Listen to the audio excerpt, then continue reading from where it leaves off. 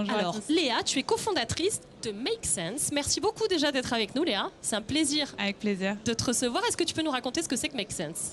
Bien sûr. Notre mission avec Make Sense, c'est de redonner le pouvoir d'agir à tous. Aujourd'hui, la sensibilisation a été faite. On sait que les enjeux sociaux et environnementaux sont pressants. Il y a 80% des personnes qui veulent agir et pourtant, il n'y a que 30% des personnes qui le font. Donc, il y a un vrai gap. Et par ailleurs, on se rend compte que tout le monde se rejette un peu la faute. C'est aux citoyens de changer de comportement, c'est aux entreprises de changer leurs pratiques, c'est au gouvernement de mettre en place des règles. Nous, on pense que la transition, elle se fera si tous les acteurs de la société font leur part, bougent. Et donc, ce qu'on fait, c'est que pour les citoyens, on leur propose des programmes de bénévolat, comment tu peux agir et passer à l'action à plusieurs sur des sujets de société comme l'accueil des migrants, comme le climat, comme le bien vieillir.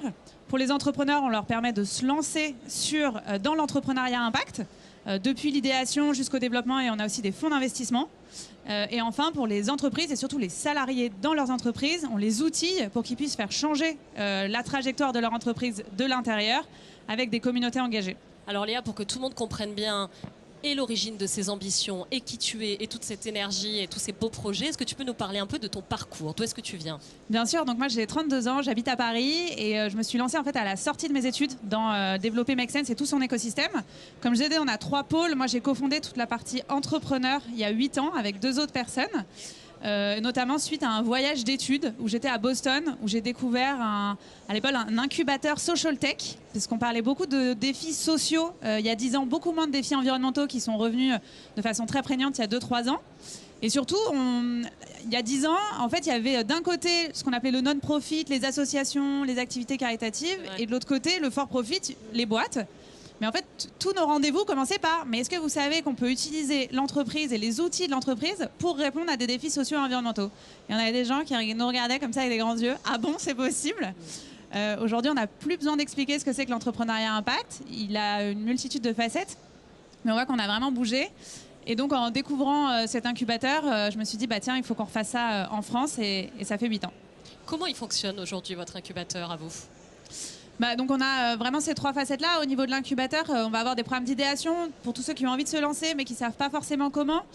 Et aujourd'hui, ce qu'on essaye aussi de montrer, c'est qu'on peut répliquer des idées. Parce qu'en fait, tous les jours, on a la énième plateforme qui va permettre à des sans-abri de se reconnecter avec des personnes où on a quand même beaucoup d'idées qui reviennent.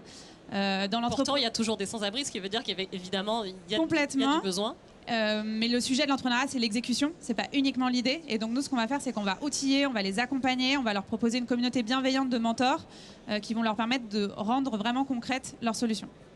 Comment, toi, au quotidien, tu gardes cette énergie? On le voit, tu as une personnalité très solaire, très engagée. Comment tu arrives à persévérer justement dans cette entreprise, ce projet?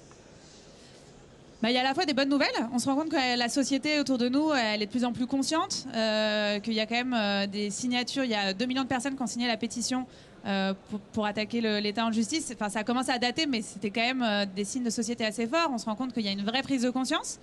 Donc ça donne aussi l'envie. Et en même temps, les problèmes sont toujours aussi prégnants. Parfois, on a même des retours en arrière. Donc on sent qu'il est urgent de s'engager. Le GIEC nous dit qu'il faut 3 ans, non pas pour agir, mais pour démarrer à agir, pour prendre conscience. Donc oui, on ne va pas tout régler en 3 ans, mais par contre, c'est maintenant qu'il faut prendre le tournant. Et aussi parce que nous, toutes les personnes qu'on côtoie au quotidien, c'est elles qui nous donnent de l'énergie en fait. C'est toutes ces personnes qui sont engagées, qui font bouger les choses, qui aident des personnes dans le besoin, qui montent des projets absolument inspirants. Il y avait Maeva, par exemple, d'Elio, c'est une structure qu'on a incubée, qu'on a financée également, et c'est ces personnes-là qui nous donnent l'énergie. C'est quoi, Léa, pour l'avenir, les ambitions de Make Sense? Pour nous, notre objectif, c'est à la fois d'augmenter l'amplitude de notre action et sa profondeur. L'amplitude en touchant encore plus de personnes et en multipliant par 10 nos audiences de citoyens, d'entrepreneurs et d'organisations dans les 3 ans à venir. Et c'est aussi de travailler davantage en profondeur sur ce qu'on appelle les modèles mentaux. On se rend compte qu'il ne s'agit pas uniquement de s'attaquer aujourd'hui aux effets des problèmes, mais vraiment à la racine. Qu'est-ce qui fait qu'aujourd'hui, on vit dans une société qui consomme les ressources et dans lequel on donne de la valeur économique au fait de pouvoir détruire un champ pour mettre un centre commercial en se disant que là, on a créé de la valeur. On a peut-être créé de la valeur économique, on n'a pas forcément créé de la valeur sociale. On a détruit de la biodiversité, on a détruit un terrain qui pouvait nous permettre de nourrir, on a détruit un lieu parfois de cohésion sociale. Et donc, en fait, c'est aussi comment on recrée une prise de conscience collective de quelle est la valeur. À nous donner, justement, vous avez commencé, parce que je pense que ça intéresse beaucoup de monde ici.